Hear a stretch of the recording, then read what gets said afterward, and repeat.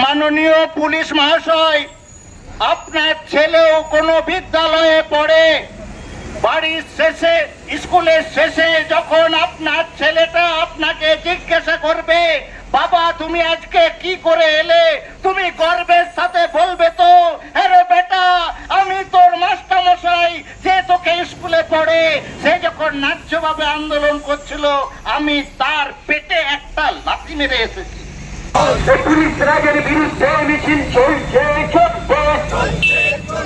প্রায় ওই 26,000 যারা চাকরিচ্যুত হয়েছেন তাদের ভেতরে এই যোগ্য শিক্ষক শিক্ষিকা অধিকার মঞ্চেও তারা পরিকল্পিতভাবে কিন্তু বিকাশ ভবনের সামনে বেলা 12টা থেকে তাদের অবস্থান কর্মসূচি করে।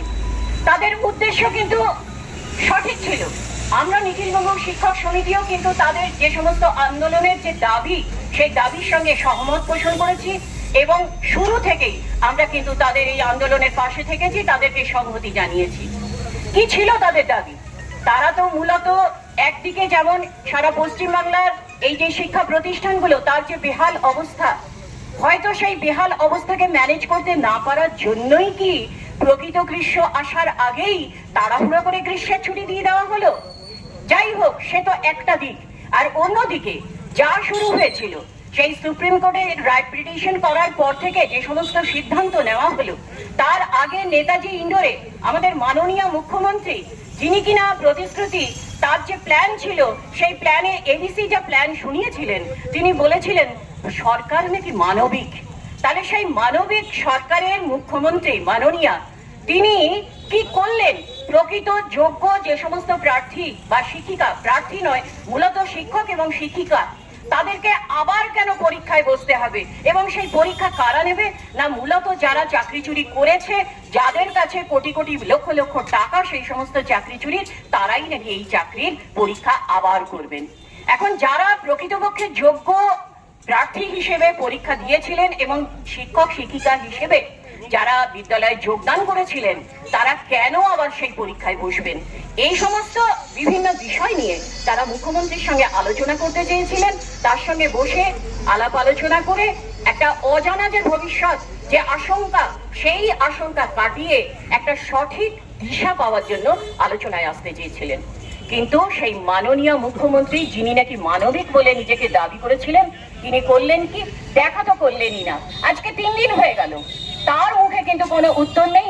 এমনকি শিক্ষামন্ত্রীর কেউ কিন্তু আশেপাশে কোথাও দেখা যাচ্ছে না, গা ঢাকা দিয়েছেন কোথাও। আর তার বদলে কি হলো না, দুপুরের দিকে সেই এলাকায় বিধাননগর মিউনিসিপ্যালিটি চেয়ারম্যান সব্যসাচী দত্ত, তিনি তার গাড়ি নিয়ে এলেন, সঙ্গে কিছু সাঙ্গপাঙ্গ, যেমনটা হয়েই থাকে, যেমনটা এসেই থাকে, এবং সেখানে এসেই তিনি গুন্ডামির সুরে, হুমকির সুরে যে সমস্ত কথাবার্তা বললেন যে নাকি 30 সেকেন্ডে তিনি নাকি এই অবস্থানকারী সমস্ত শিক্ষক শিক্ষিকাকে নাকি উঠিয়ে দিতে পারেন ওখানে, এবং ফোন করে যে সমস্ত গুন্ডা বাহিনীকে ডেকে আনলেন। তারা হুমকির সুরে বলতে লাগলেন এই এলাকায় সব্যসাচী দত্তের গাড়ি আটকানো হবে, আর তাদেরকে কি ছেড়ে দেওয়া হবে না আদর করা হবে? এবং তখনই কিন্তু এই হেলমেট দিয়ে মারপিট শুরু করা হলো, এবং তাদেরকে কিন্তু পারেননি সেখান থেকে সরিয়ে দিতে আন্দোলনরত শিক্ষক শিক্ষিকাকে, বরং সেই সব্যসাচী দত্তকেই কিন্তু ফিরে যেতে হয়েছিল, এবং তিনি কিন্তু হুমকি দিয়ে গেছিলেন। এবং এই যে অধরা কাজ, যা কিনা তিনি পারেননি তখন পুরোটা করতে, সেই কাজটা করার জন্যই কিন্তু, কারণ ইতিমধ্যে আন্দোলনরত শিক্ষক শিক্ষিকরা তারা ব্যারিকেড ভেঙে কিন্তু বিকাশ ভবনের লোহার দরজাটা ভেঙে ভেতরে ঢুকে কিন্তু তারা ঘিরে ধরেছিলেন। এবং তার ভেতরে শুধুই তো শিক্ষা দপ্তর নয়, সকলেই জানেন অন্যান্য বিভিন্ন দপ্তরের প্রায় 1000 খানেক কর্মী তারা কিন্তু আটক করেছিলেন। এই অবস্থার মধ্যে যেই বিকাশ ভবনে এই কিছুদিন আগেও যদি আপনাদের বাড়ির কোনো ছেলে মেয়ে স্কুলে পড়াশোনা করে,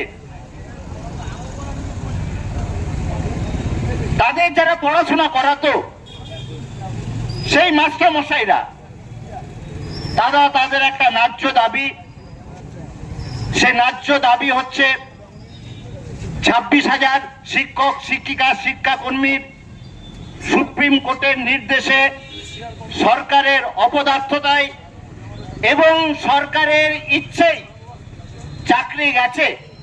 তারা যখন ন্যায্যভাবে আন্দোলন করছিল যে চাল আর কাপড় আলাদা করতে হবে, যোগ্যদের চাকরিটা বজায় রাখতে হবে, আর অযোগ্যদের যারা তাদের চাকরি থেকে বাদ দিতে হবে। এই লড়াই আন্দোলন করার সময় আমরা লক্ষ্য করছিলাম, প্রথম দিকে পুলিশ একবারে নিষ্ক্রিয় ভূমিকা পালন করছিল। আমরা ভাবলাম কিছুদিন আগে মাস্টারমশাইরা যখন এসএসসি দপ্তর অভিযান করেছিল, তখন কয়েকজন পুলিশ মাস্টারমশাইদের পেটে লাথি চালিয়েছিল। সারা সমাজ এই সরকারের পুলিশের বিরুদ্ধে ছি করেছিল। তার পরবর্তীকালে আমরা যখন কয়েকটা আন্দোলন করলাম, আমরা পুলিশের সহনশীলতা লক্ষ্য করেছিলাম। স্বাভাবিকভাবে 15 তারিখের আন্দোলনে পুলিশ যখন চুপচাপ ছিল, শিক্ষা নিয়েছে। কারণ আমরা সেদিন কথা বলেছিলাম যে মাননীয় পুলিশ মহাশয়, আপনার ছেলেও কোনো বিদ্যালয়ে পড়ে, বাড়ির শেষে স্কুলের শেষে যখন আপনার ছেলেটা আপনাকে জিজ্ঞাসা করবে, বাবা তুমি আজকে কি করে এলে, তুমি গর্বের সাথে বলবে তো, আরে বেটা আমি তোর মাস্টারমশাই যে তোকে স্কুলে পড়ে, সে যখন ন্যায্যভাবে আন্দোলন করছিল আমি তার পেটে একটা লাথি মেরে এসেছি। আমরা ভেবেছিলাম পুলিশ হয়তো কিছুটা সচেতন হয়েছে, পুলিশের হয়তো কিছুটা বিবেকের উদ্বেগ হয়েছে, কিন্তু সবই তো সরকারের ইচ্ছা। যে সরকারের ইচ্ছাতে 26,000 চাকরি গেছে। মমতা ব্যানার্জির সরকার চাইনি পশ্চিমবঙ্গে এসএসসির মাধ্যমে স্বচ্ছভাবে নিয়োগ হোক। মমতা ব্যানার্জির সরকার চেয়েছিল পশ্চিমবঙ্গে এসএসসির মাধ্যমে নিয়োগ হোক। সে নিয়োগ হবে তার চেলা চামুন্ডারা এখানকার যে মানুষের কাছ থেকে জোর করে টাকা আদায় করবে, টাকার বিনিময়ে অযোগ্যদের চাকরি হবে, আর গুটি কয়েক যোগ্য ছেলে মেয়ে চাকরি হবে। আর আমি যতদিন সরকারে থাকবো আমার কাজ হবে যোগ্যদের চাকরি রক্ষা করা না, আমার কাজ হবে অযোগ্যদের চাকরি রক্ষা করা। কারণ অযোগ্যদের জন্যই আমার চেলা চামুন্ডারা বেঁচে আছে। অযোগ্যরা যদি ধরা পড়ে তাহলে আমার চেলা চামুন্ডাদের এর উপর যে সমস্ত মাস্টারমশাইরা টাকা দিয়ে চাকরি করেছে তারা আক্রমণ করবে। স্বাভাবিকভাবে মমতা ব্যানার্জির একটাই লক্ষ্য অযোগ্যতার চাকরি হোক। মমতা ব্যানার্জির একটাই লক্ষ্য পশ্চিমবঙ্গের তার চেলা চামুন্ডারা অযোগ্যতার কাছ থেকে কোটি কোটি টাকা ঘুষ নেক।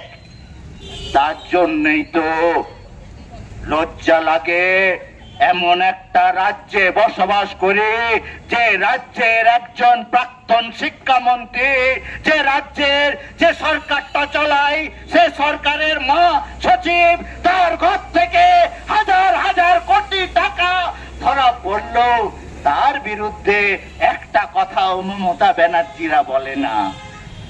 স্বাভাবিকভাবে মমতা ব্যানার্জির সরকারের লক্ষ্য হচ্ছে যোগ্য না অযোগ্য। আরে অযোগ্যদের চাকরি বাঁচাবার জন্যই আজ পর্যন্ত মমতা ব্যানার্জি হাইকোর্টে যোগ্য অযোগ্যদের তালিকা দেননি। অযোগ্যদের চাকরি বাঁচাবার জন্যই আজ পর্যন্ত মমতা ব্যানার্জি সুপ্রিম কোর্টে যোগ্য অযোগ্যদের তালিকা দেয়নি। ওয়েস্ট কিওর ফার্মা এখানে প্রতি শনিবার সকাল 11টা থেকে বসছেন শিশুরোগ বিশেষজ্ঞ ডাক্তার চিন্ময় নন্দী। প্রতি রবিবার বিকেল 3টায় বসছেন জেনারেল ফিজিশিয়ান অরিজিৎ ভট্টাচার্য। প্রতি শুক্রবার সকাল 8টায় বসছেন মেডিকেল অফিসার ডাক্তার অভিষেক দত্ত। প্রতি শুক্রবার বিকেল 5টায় বসছেন স্ত্রী ও প্রসূতি রোগ বিশেষজ্ঞ মহিলা ডাক্তার লুগুই সরেন। এখানে ডাক্তারবাবুদের জন্য শীততাপ নিয়ন্ত্রিত আধুনিক চেম্বারের সুযোগ সুবিধা রয়েছে। পাশাপাশি রোগীদের জন্য আছে শীততাপ নিয়ন্ত্রিত ওয়েটিং হল। ঠিকানা দুবরা, পুরুলিয়া, দুবরা হাই স্কুল সন্নিকট। Mobile number 9932257634। बहुत अच्छा, बहुत दिल से हम लोग को बहुत खुशी हुआ कि यहाँ पे एक मेडिकल खुला और औरतों के लिए तो ज्यादा बेटर हुआ है। नहीं, ये पहली बार है इतना, मतलब 23 साल के बाद हम मतलब ऐसा देखे कि इतना आराम मिला हम लोग को कि घर से निकले और मेडिकल ऐसा